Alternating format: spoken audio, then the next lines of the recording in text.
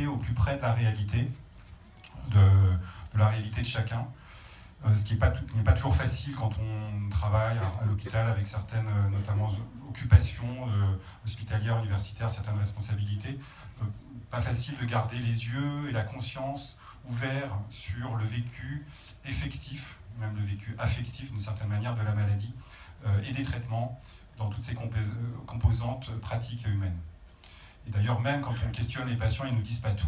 Ils ne disent pas tout à leurs médecins de leur vécu intime. Et je pense que des témoignages extérieurs, d'une certaine manière, ont aussi tout leur intérêt. D'ailleurs, on parle maintenant de patients experts dans beaucoup de domaines. Dans nos facultés, ça commence à se faire un peu en France, un peu moins qu'à l'étranger. On a des patients enseignants qui viennent à côté des enseignants de médecine parler de leur expérience.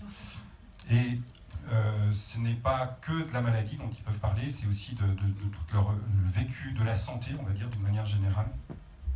Et je pense que dans ce qu'on peut appeler l'éducation des médecins, comme on dit l'éducation des patients également, ce témoignage était vraiment essentiel, notamment comme apprentissage de l'empathie. Je pense que c'est un vecteur important d'apprentissage de l'empathie, de lire ces témoignages pour les médecins.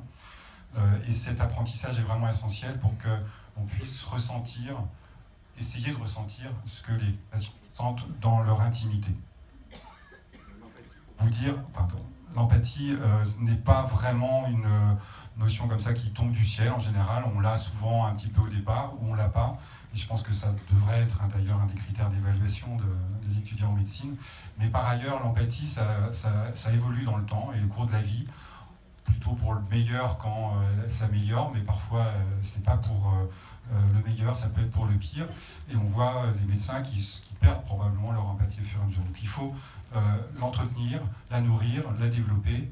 Et là aussi, les échanges qu'on peut avoir avec les patients, au même titre que l'alliance thérapeutique, qui est vraiment un des piliers importants de la prise en charge, se construisent autour des échanges avec les patients.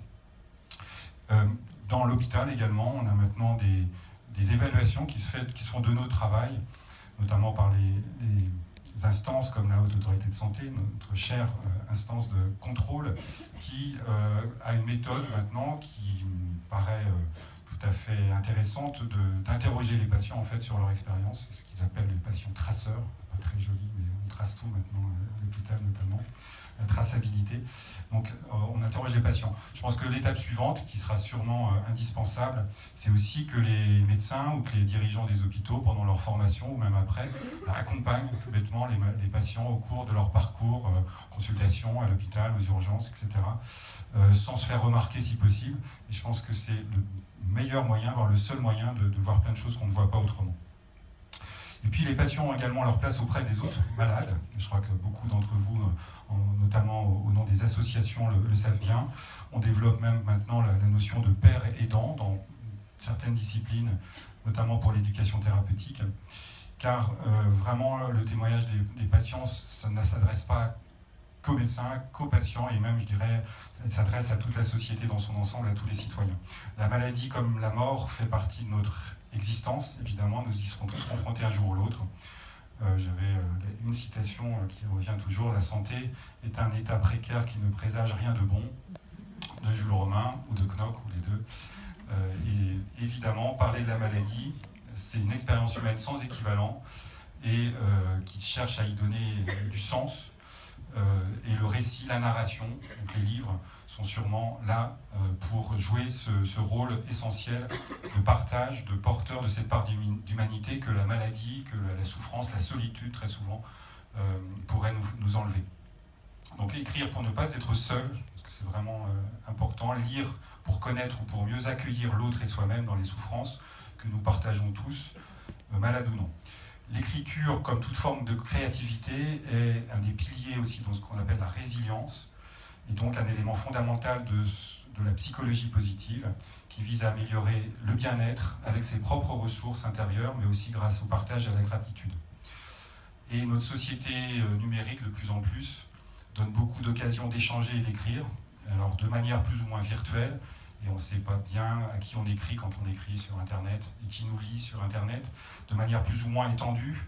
Les 140 caractères de Twitter, c'est parfois assez limitatif, évidemment, et de manière plus ou moins authentique, car l'anonymat sur Internet facilite probablement l'expression, mais peut également désinhiber certains penchants pas forcément toujours très heureux. Les forums, les blogs destinés aux patients ou créés par les patients sont sûrement très utiles, mais avec les mêmes aléas de l'immédiateté, de ces caractères un petit peu limitatifs. Alors que le livre reste le lieu de l'élaboration, de la narration, et parfois de la poésie, évidemment. Et je pense que c'est pour cela qu'il va résister, on va espérer en tout cas un certain temps, aux envahisseurs du web, 1.0, 2.0, bientôt 3.0, etc. Mais pour en faire moi-même l'expérience de temps à autre, je sais qu'écrire un livre est aussi une épreuve difficile qui exige de l'endurance et un travail au fond de soi-même. Il faut donc saluer et reconnaître à son juste niveau le travail produit par les patients, auteurs de livres, dont la vie est forcément déjà rendue plus difficile par la maladie, et puis qui en général ne sont pas initialement des professionnels de l'écriture au départ. Bravo donc à vous toutes et tous, auteurs et acteurs de vos vies, et probablement principaux acteurs de la médecine de demain, j'ai envie de dire, parce qu'on nous promet dans 20 ou 30 ans une médecine sans médecin bientôt, du fait des nouvelles technologies, de l'intelligence artificielle, des big data, des divers objets connectés, donc on va être disrupté, pour reprendre le mot à la mode. Donc, médecine sans médecin peut-être, mais sans malade probablement pas. Donc votre parole sera encore plus essentielle. Merci beaucoup.